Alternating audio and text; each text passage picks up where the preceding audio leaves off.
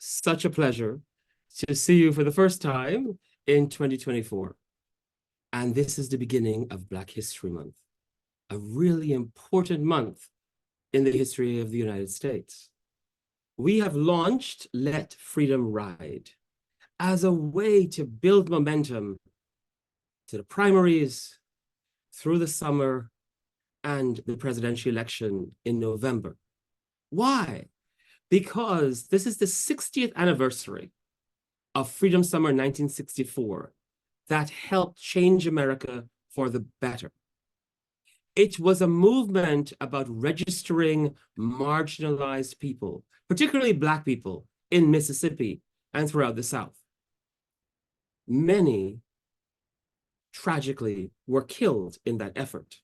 We honor the memory of Andrew Goodman, Mickey Schwerner, James Earl Chaney, and the one white woman who was killed, and you'll hear more about that later, Viola Liuzzu. This is going to be a year that we also have to continue that movement, continue that ride to help young people register to vote, particularly 17 and 18-year-olds where they can. 4 million 18-year-olds become eligible to vote each year. That can save our democracy and get more people wedded to protecting the freedoms that we all believe in. I'm so glad that you've joined us. You're going to meet some of our incredible civic influencer team members. You'll hear from folks on the ground in Michigan, and I think you're going to enjoy and be excited in this entire effort across the country to bring capacity and resources and energy to register young people to vote for the primaries and for the upcoming presidential election. You all know we have targeted districts where we believe young people can show their power because the margins are so tight. And we've identified tipping point campuses that we believe can make all the difference in showing young people their power and having them exercise that power on the issues they believe in, like controlling your own body and preventing climate catastrophe. That is what we're about. We're about bringing resources to young people wherever they are, partnering between community colleges in Los Angeles and community colleges in Louisiana and community colleges in Michigan or Wisconsin and trade technical and vocational schools. These are often ignored by every campaign and other organizations. But we focus on them because those young people deserve the right to have their voices amplified. So it is with great pleasure that I want to introduce you now to our statewide organizer at large, Katrina Cousins. Thank you, Maxim. My name is Katrina Cousins, and I'm a statewide organizer for Pennsylvania and also Michigan. I'd like to thank you all for being here today. This is a very exciting week for civic influencers. To start, this is the first week of our Civic Influencers Spring 2024 term. We are hoping by November to have boots on at least 466 tipping point campuses.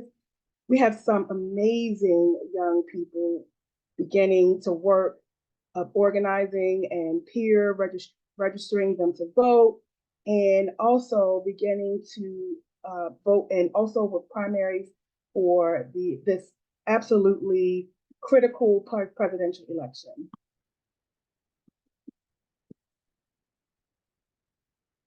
And hi, everyone. I'm Elise Orlick, the stakeholder advisor at Civic Influencers. Our boots on campuses will be organizing their peers around the freedoms that matter to them, like the freedom to fight for democracy, freedom to register to vote, and then to go to the polls, the freedom to control your own body and reproductive health, freedom to live without climate catastrophe, and freedom from gun violence. Thanks, Elise. This is fitting. We are having this conversation today on February 1st, because today marks the beginning of Black History Month and a celebration of Black joy and all the work that Black activists and others did and contribute to do, we've done thus far. Yeah, exactly. Civic Influencers mission is to make sure that the voices of young people, particularly Black, Indigenous, Hispanic, disabled, and young people of color, are heard in our democracy. Well, as you will hear shortly, we have been reimagining a freedom ride for 2024 and how to build the struggle of activists who came before us and recognizing Black History Month, advancing their legacies, including multiracial legacy of the Freedom Riders. And finally, we are proud to announce that Civic Influencers received an Anthem Award. This prestigious honor is the purpose of our mission driven work where people and organizations worldwide. We are humbled and thrilled to have civic influencers recognized for sparking social impact work that inspires others to take action.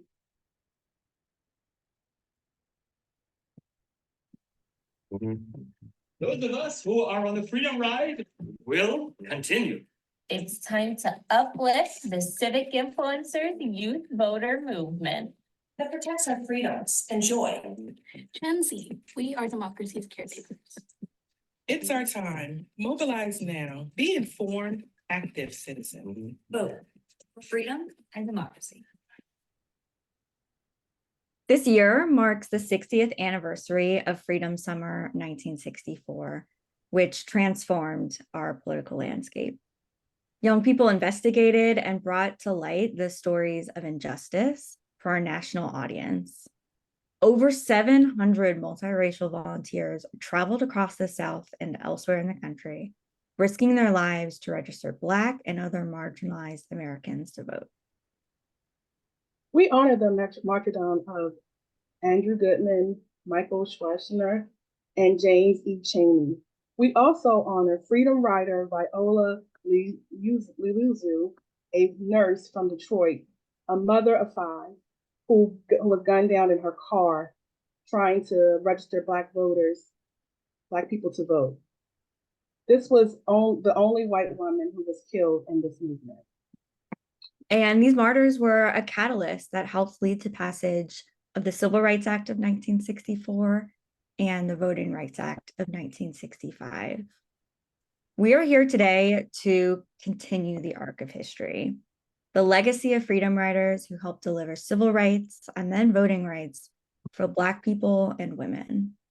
In 2024, young people and all of us have the opportunity to build on that legacy and continue our own freedom ride for the freedoms that we believe in. That's why today in 2024, 60 years after the 1964 Freedom Summer, Civic Influencers is proud to launch our Let Freedom Ride program. Instead of riding buses, we will ride the superhighway of the internet on social media platforms and digital spaces, as well as on the ground on campuses and in communities that are often overlooked by traditional get out the vote campaigns, including community colleges, trade, technical, and vocational schools, and historically Black colleges and universities, Hispanic serving institutions, tribal colleges, and more. The ride will create connections between community colleges in Michigan, Los Angeles, New York, and North Carolina, and more. We will spark civic engagement and offer firsthand experiences to amplify these stories, while also fostering intergenerational conversation and knowledge transfer. Just as voter registration was the cornerstone of Freedom Summer in 1964, it remains the key objective and focus of our 2024 Let Freedom Ride program. Together, our Freedom Riders will be diligently focused to bolster youth voter registration rates in communities across targeted campuses. And in 2024, we must meet young people where they are today, which is why our Freedom Riders will focus on both digital organizing and peer-to-peer relational organizing. And now I'd like to introduce Javon Fields, our civic influencer from Michigan. Good afternoon, everyone. My name is Javon Fields. I've served as civic influencer for about a year and a half now. But in that role, I also occupy as a role as NAACP president for the Grand Rapids Youth Council. Civic Influencers has been tremendous in supporting me through encouraging and being a part of the movement of getting young people out there to vote. Number one, literacy, understanding what you are voting on, why are you voting? Number two, how was your democratic power actually executed? And three, how can we hold our congressional members and these proposals that are being presented to us accountable, right? And then a bonus one, how does that impact our future?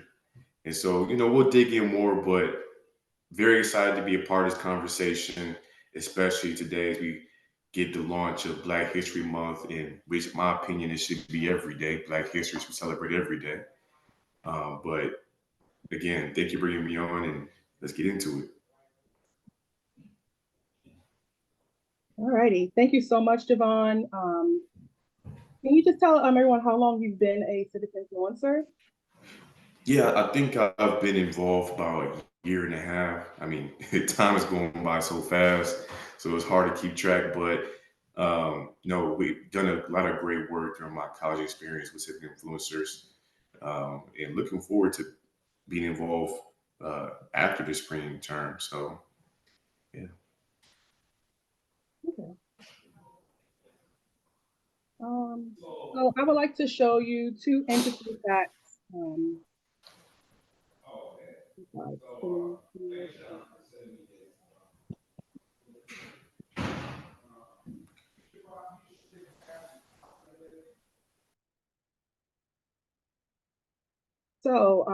Slide will show that Gen Z overpowers 52 million voters in 2024. It refines the power and also influencers that young people have the right now, the right to vote now.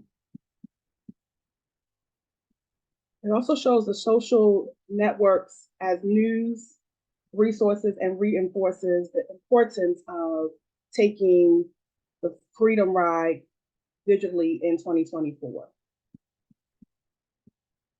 So, Javon, with that additional background in history and in the lens towards the future, tell us how this history of Freedom Summer inspire you and your peers today. Number one, we have to continue to do the work. One of the things that I think is often missed about history is that it was a different time. It's obvious that I'm saying that, but the experience is very different. And so thinking back to 1964 or just the civil rights period in the South is completely different than what we're experiencing today as young people, because those individuals who were college students or high school students coming here trying to get just the right to vote and sacrificing their life. I mean, when you really dig into the history, these individuals had to prep and train for whatever that was coming to them, whether that was being physical violence, being arrested simply for trying to exercise a democratic power, right? And then today, even though voter suppression may not seem so overt as it is back in the day, there are still, loopholes that congressional members or different interest groups try to place on people with voting power, especially young people, because they're trying to manipulate us to cater to what agenda they're trying to set out. Case in point, people often don't think about how can congressional members work against us. Well, when you look at a Supreme Court case that was just settled last summer in June of 2023, Allen v. Milligan, that took place in Alabama. The Alabama congressional state tried to pass a bill to redistrict the entire state of Alabama, and then essentially putting the predominantly black area in one district, separating their voting power. There's 7 districts in Alabama, and the less districts that you hold as a people of color, the less voting influence you have. On top of that, the congressional members are not going to come over and even try to speak with you and hear your voice because you've been sectioned off. So if you're only one district, but the rest of the 6 districts are predominantly white, why would I come over to your district and hear you out, right? So it was purposely sectioned off so the black voter power was diluted. But those things are happening still today. We tend to look at history and say, okay, you know, let's carry that towards the momentum. Great, of course. But let's also look at how voter suppression is happening today. And that's a prime example, Allen v. Milligan Supreme Court case that was just settled last summer of how voter suppression is still happening today, right? You're So, absolutely yeah, look, I get into it because you can get into you know I This is get the reason into it why we because love you as our it's, civic it's influencer. You are it's a on it. lot it's a lot that's going on today. I mean, even when you think about how social media is being manipulated to sway young voters, right? On the flip side, we got a large population of baby boomers who are sitting at home, who are watching the news, being indoctrinated. What's happening is the youth vote, the young Gen Z vote, boomers going separate ways. Okay. When we need to be working together. Okay. Gen Xers, millennials tend to be more willing to work with Gen Z. Okay. But we're seeing a divide. So although, as you showed in the information previous slide, that yeah, we make up more of a voting power demographic. Number one, are we actually going out there to vote, and then are we voting together? Because if you got a bunch of people going out there to vote, which is cool, but if we're not aligning with the same thing, right, then we got a whole lot of issues. If boomers are voting for this over here, and then Gen Z voting over here, and then millennials voting over here, it's hard to really get things done. You're absolutely right, Javon. We can, about voter suppression today, we can call it generational gerrymandering. And that's why we're launching our 2024 Let Freedom Ride program, and why the work of civic influencers like yourself is very, very, very important. I mean, you just actually answered my next question about voter suppression and how it works, how it is working with you today. So I'm gonna pass it on over to Maxim and allow him to have the opportunity to have some conversation with you today. Thank you, Katrina. Javon, you're amazing. Thank you. And very inspiring. And you sound and dress like a lawyer. Listen, you're I need that tie from you. I'm happy to send it. You've done such a great job. So you've been with us for several terms, which is wonderful, because one of the things that we've tried to do is to make sure that there's continuity on campuses and in communities, right? So that's not just shooting in September of the election. So so you started in 2023 or when did you start? That's a fantastic question. Like I said before, my time went by so fast. I want to say 2022. I think it's exactly. Fall Exactly right. 2022. Okay. And why is it important to you? Because now you're 3 calendar years later. You're now 24. What brings you back to do this work? I mean, specifically, what is it that you're trying to do in the community, in Grand Rapids and elsewhere right now? Civic Influencers does a phenomenal job of providing resources and information that I can pull into my meetings with young people or to my demonstrations with young people, and as we encourage other young people to register to vote or just go out there and vote. And so Civic Influencers does a phenomenal job of just always, here's information about, we have information about a whole calendar of all the primary elections going on the state, the whole nation. Okay, wonderful. Good. So that way we can plan ahead. Tons of resources, tons of information. There are a plethora of discussions that civic influencers have, or informational sessions that I can just share a link with my peers, and we just hop on and just listen. And then afterwards have a debrief about what information we just understood, comprehended, and then how we can actually execute. So I So let love me that ask you- aspect of civic influencers. Right. One of the big changes that we made in 2021 was to add a new component to the work we do. So we used to focus, and we still do, on lowering barriers to voting, right? To prevent young people from being blocked from voting. Mhm. The new component, which has seen what we think has seen, but I'd like to hear your opinion, a dramatic increase in participation, is helping young people connect the dots between the passions they have on an issue, which we are calling the freedoms that they want to fight for, to voting, right? Mhm. So if you hear about protecting your right to control your own body, or to prevent yourself from being a victim of gun violence, you want to protect those freedoms to vote. And when you have that passion, it increases voter registration and voter turnout. Have you found that to be true? And are you seeing young people connect the issues or the freedoms they care about to increase voter registration and increase voter participation? Short answer, yes. However, I'm gonna be brief here, but in 2020, we saw one of the largest young voter turnouts for the presidential election. Okay, I was one of those people who was outside. I was holding signs up saying, "Get out to vote, vote or die. Your life depends on it. Your future depends on it." Right? Really, just saying these things to get people to vote, being encouraging, doing educational pieces. Now, here is the struggle that young people are having.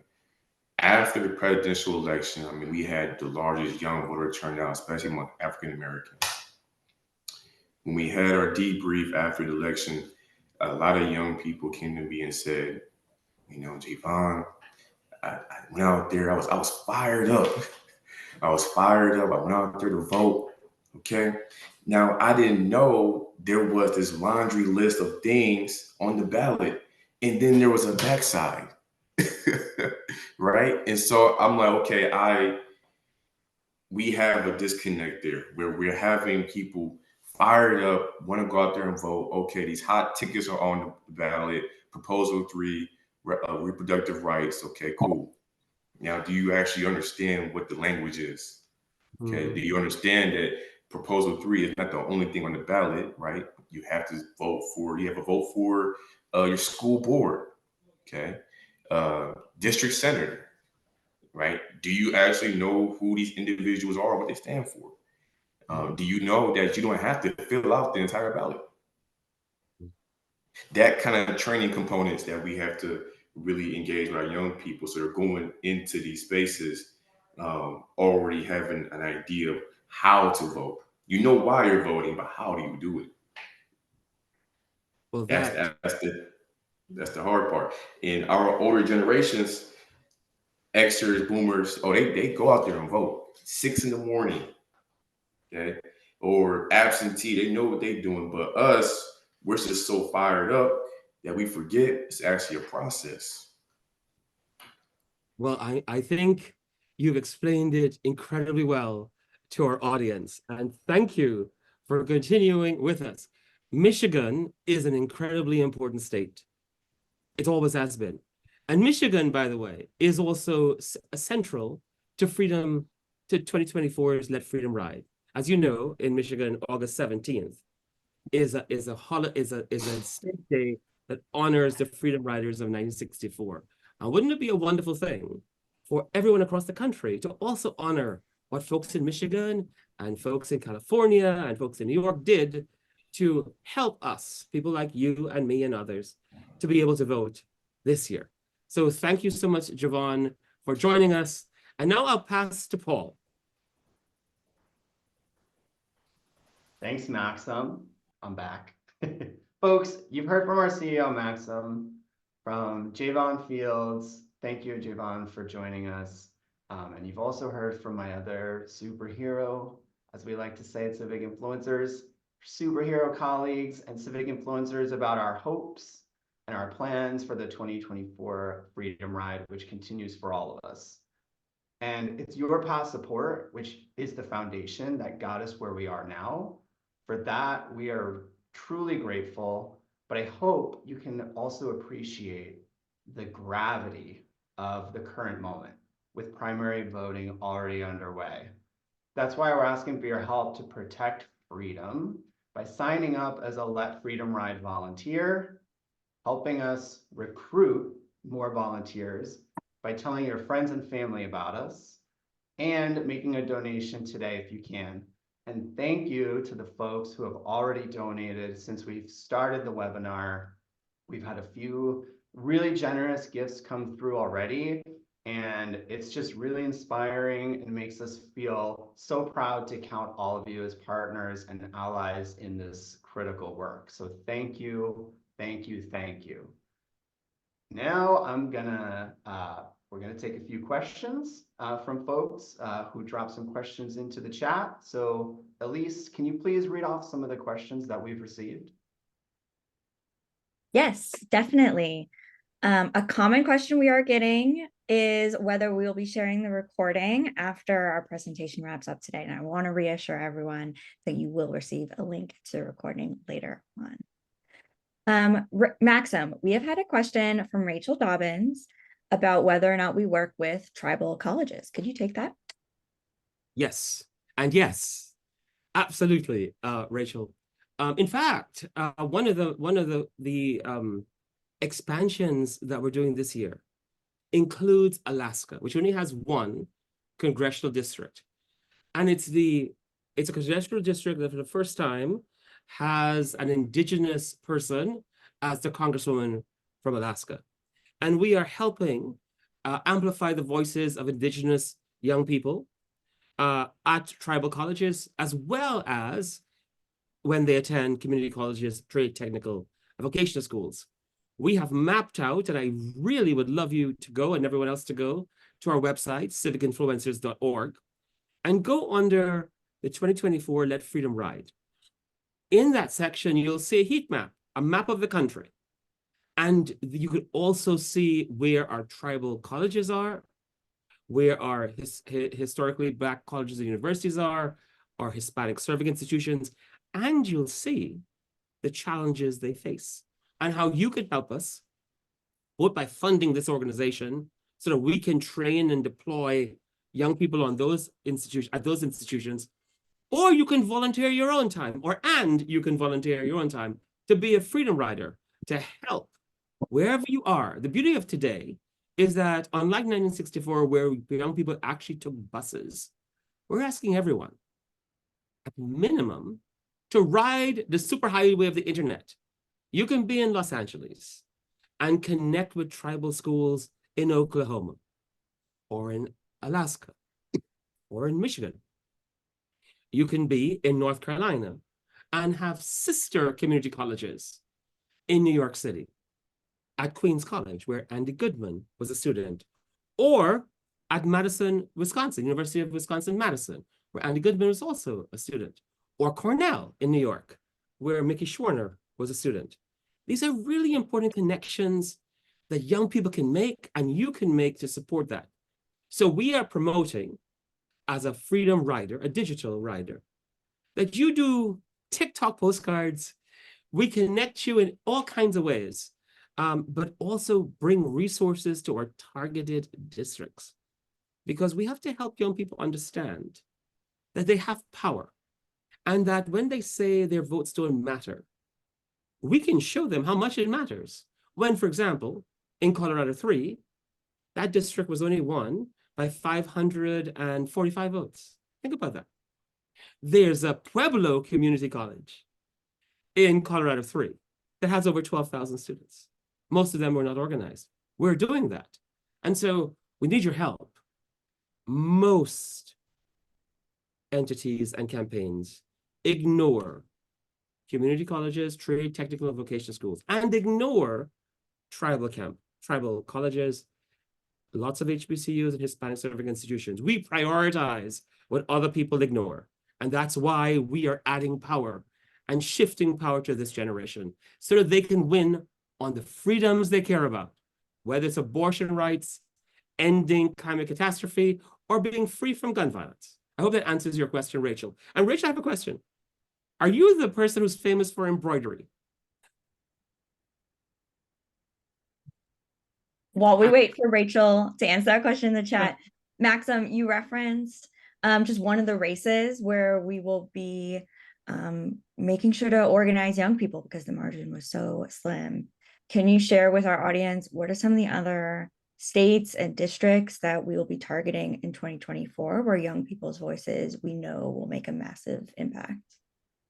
Absolutely. And thank you very much for that question. So you all know that we are a data-driven organization in two ways. We use data so that we know that the interventions we use on a campus are the most powerful and effective. So we know, for example, getting a polling site on campus is incredibly important. Getting young people ways to understand, as Javon said, what are the issues that they want to vote on. So we have reimagined issues and voting guides. And we know they work because young people say the third biggest problem they have is not accessible candidate and issues information. So we have done these digital issues and voting guides that I encourage you all to invest in.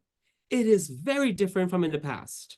As Javon has said, there's a difference between how generations accessed information and what young people do today. So our voting guides are on TikTok, they are animated, and they try and they explicate in a way that young people can hear it. It also is done as a series. So it's not a one document. It is a series to build up momentum to the presidential election. In addition, the other thing that we use data for is our targeting strategy. Where are the districts that young people have the greatest potential to affect change on the issues or freedoms they believe in? And so we've created, as you will see on your screen, a set of targets.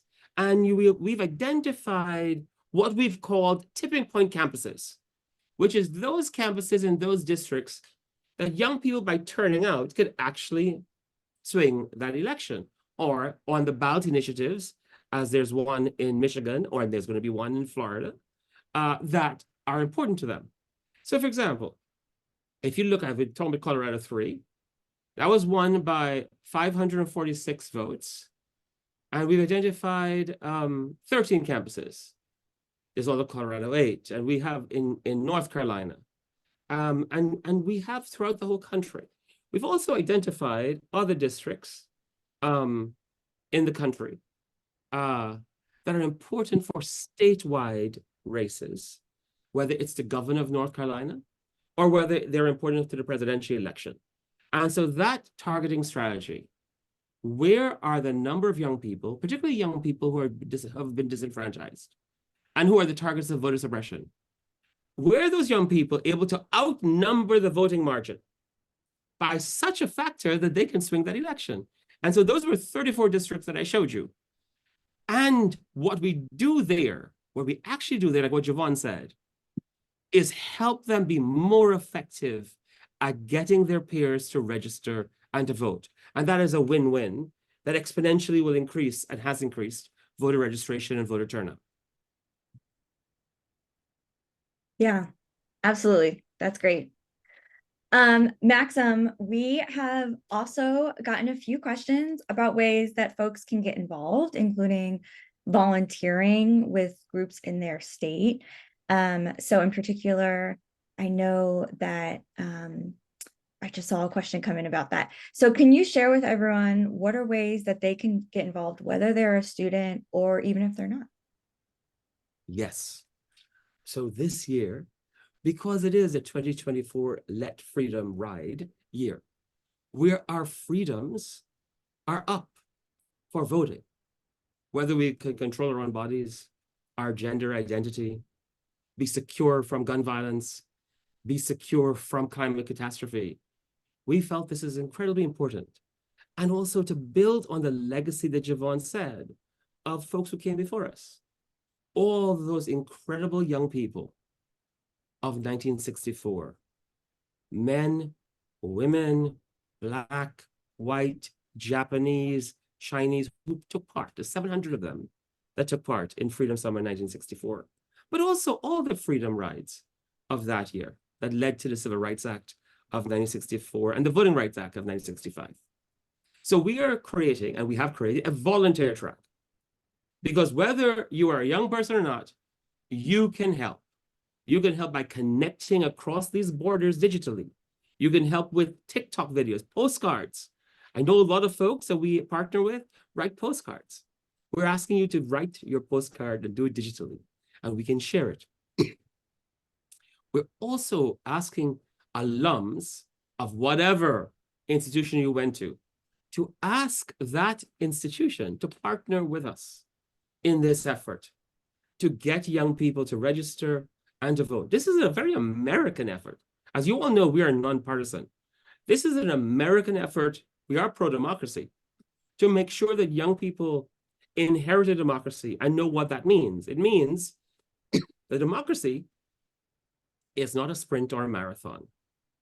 It is an intergenerational relay. And we are helping this generation that comes next to inherit a democracy. So, one, volunteer to be a freedom rider with us.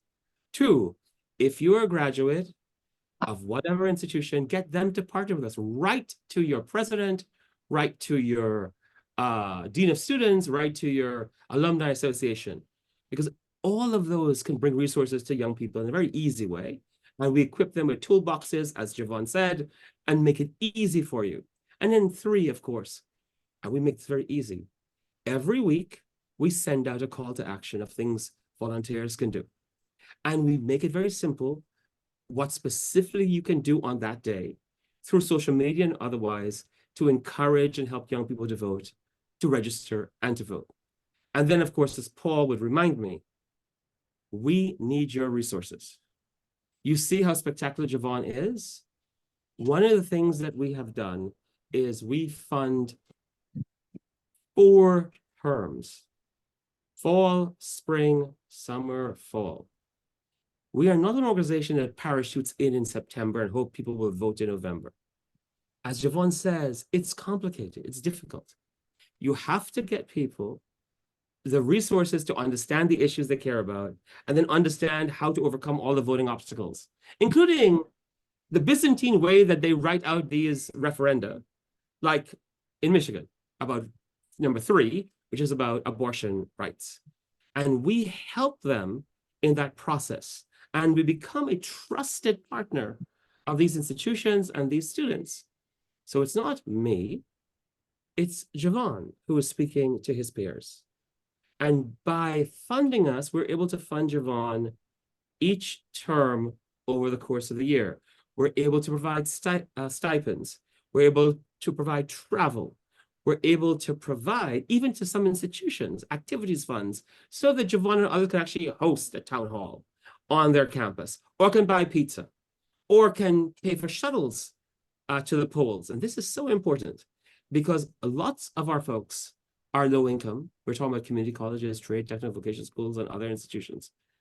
And so what you do with us helps us be able to afford all the effort that is going in to save our democracy.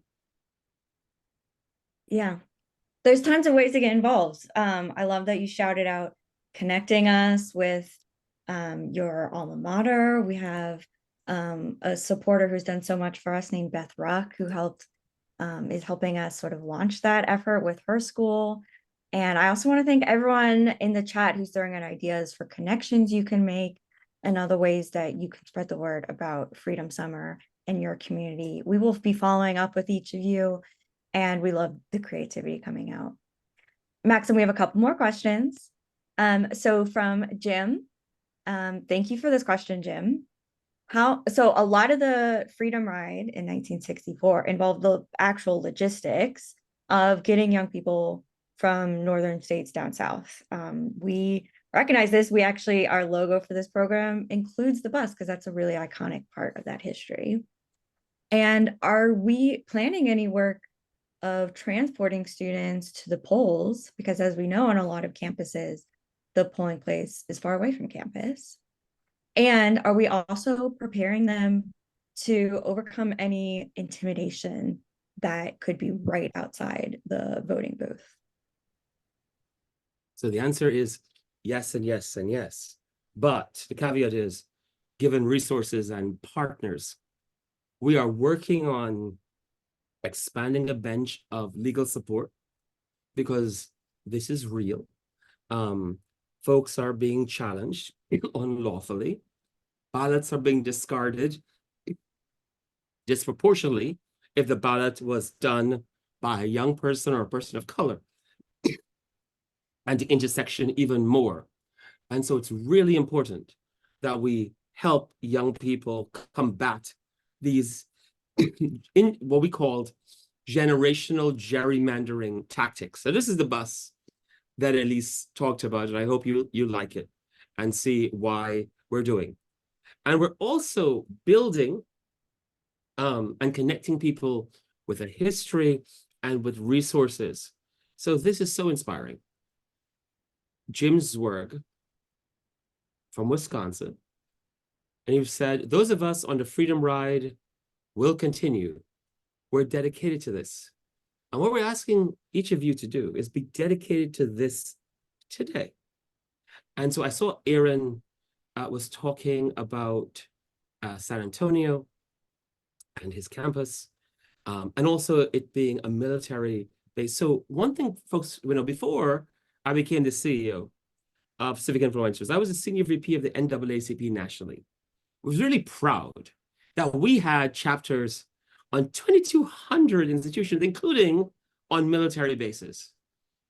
We welcome participation. This is a very proud American tradition of voter registration and voter turnout, and all the efforts it has taken to protect and to enfranchise and to protect that enfranchisement of Black people and other people who still continue to fight today.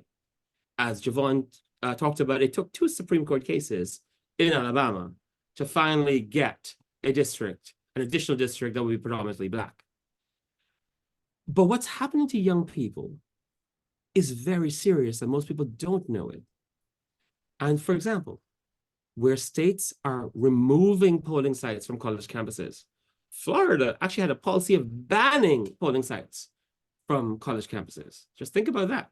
They're not banning it from nursing homes and banks. They're banning it from college campuses, which is clearly an effort to deny young people the right to vote, or removing drop boxes, or putting polling sites miles away along a dirt road from the campus so young people can't get there. Our efforts, right, are to help combat, one, shed a light on it, just as the Freedom Riders of 1964 shed a light on what was happening to Black people, the terroristic tactics that they were using to prevent Black people from registering and from voting. We are trying to shed a light on what's happening on college campuses and elsewhere, preventing young people from voting. And all of you can help carry that water and can help carry that message. It's really important. And even though I showed you the 34 targeted districts where we really think young people have an outsized ability to swing issues and elections that they care about, you, wherever you are, whether you're in California or New York City or Idaho or Oklahoma or Oregon or Nebraska, all of us have come together, both in our communities and our college campuses or wherever we went as alums. We can come together to help those places, but also channel resources to the places where young people are really suffering, where they're doing everything in their power to prevent young people from voting, like Georgia, like Arizona, like Nevada, like Wisconsin. All of those swing and battleground states where young people are specific targets, particularly young people of color, and you can help amplify that message. So please become a Freedom Rider. We welcome San Antonio. We welcome military participation. We are nonpartisan. We are very pro-American democracy and very pro-voter registration and very pro-voter turnout and very pro becoming engaged in political and civic life. That's what we're about. That's great. Thanks, Maxim. One last question that we have time for today, which is from Chris. Have we identified any races or initiatives where turnout is so low historically that we could have a surprise result? I think it's a really interesting frame. He notes that data-driven doesn't always mean we have to be reactive to what's happened before, but we might even use the element of surprise to our strategic advantage. Is that Fritz? You said? From Chris Christie. Oh, Chris. Not So- that Chris Christie. Oh, hi, not the governor. Hi, Chris. Chris is actually formerly military and is on the board of an organization called Vets Who Code. So, Chris, thank you for joining us. Yes, in fact, part of what I think is the brilliance of our strategy is that it is not directed at gods and monsters. What I mean by that is lots of organizations are dedicated towards taking down people they hate or promoting people they love. So if they love Susan Collins or they love Nancy Pelosi, all the energy is there. Or if they hate Mitch McConnell, or if they hate AOC, all the energy is there. That is not our strategy. Most of the people on the list of our targets, races, you've never heard of. Most people have never heard of them. And to your point, our targeting strategy, whether it's a ballot initiative or whether it's a federal or down ballot election, is do young people have the power to swing that election on the numbers? On the numbers. And can we help by organizing them, give them the power, the information, and the tools that Javon said to make them do it? And the answer is yes. And so, like Moneyball, if that's the lowest common denominator, we show people how to win where they can win. We show people how in some cases, like in Virginia, a coin toss won an election. Javon mentioned 2020, where 6 votes won an election for Congress in Iowa, or 109 votes, 133 votes. So those kinds of things that brought folks to victory, we can do again. And so as we become much more invested in our evidence-based research and our randomized control trials to know what interventions to tweak given different circumstances, we can be even more impactful. And that's why I want us to remember, it takes investment over the long term so that we can build and improve the strategies that made us win in 2020, in 2022, 2023, all of those races. Virginia brought the first Black woman ever to Congress. Wisconsin's the judge from Milwaukee got to the Supreme Court. Young people got the most progressive mayor in Chicago. The wins in Colorado Springs, the wins in Tallahassee.